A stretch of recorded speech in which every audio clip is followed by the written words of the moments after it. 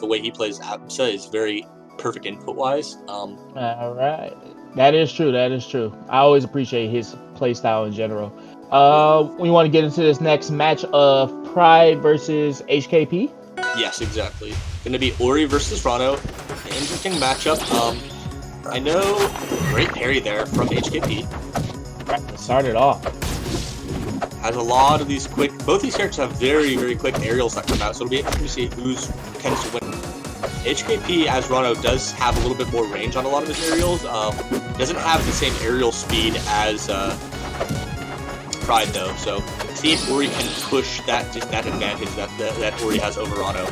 Great drift there. I know a lot of Oris, they like to say that they may win this, and a lot of Ranos may say they may lose this. So it's very much in the community viewpoint that Rano loses this matchup. However, Rano is such a strange and quick character that he's powerful at all times. And you seeing it right there, out of bubble, getting that back air, and there's no chance, even if it did purple, there's no chance you were living that. So that was a DI thing. It was a good mix-up on HKP's part. The reason he didn't live that is because of DI. That's why it didn't purple. He probably DI'd that way. The scary thing with Rano back air and Rano is just that it covers such a range that it can send you in either direction depending on which portion of the hitbox you get hit by, and he gets hung again. Pride just going to eat so much damage right now as he's swallowed. 5 damage, pretty much lapping Pride in percent right now. Good stuff though, waiting out that Rano recovery.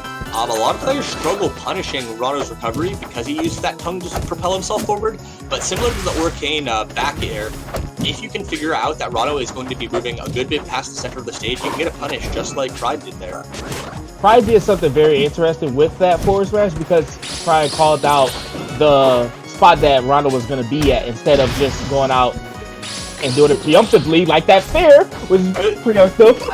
Yeah, really good patience from HKP there, just waiting out all of Ori's recovery options, knowing that they were already in their up B recovery, so they just used the options that they had, like air dodge, to wait out when HKP had them in the first position to get that counter.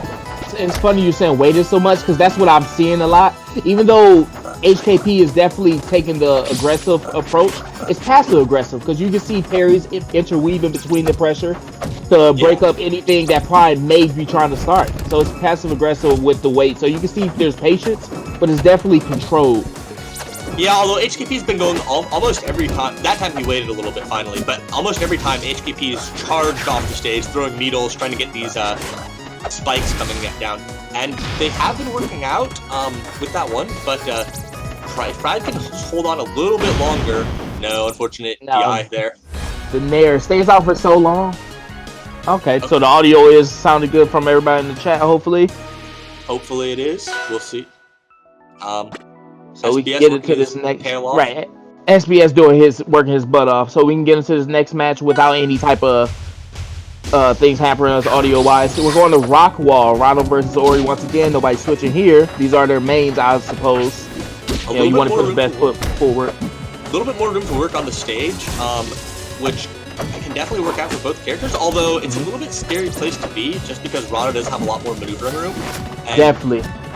Ori's very fast on the ground as well, though, so we'll see what Pride can do with this. Pride does like to kill with those forward smashes a lot, though, so those might lead to some earlier kills as well. Great parry on that dash attack. Wow. And Ori being so light, that was actually a scary moment. Actually, after this, he might die. Okay, he did it. He DI'd that properly, but I think didn't recover. I'm not sure if he might not have had his jump.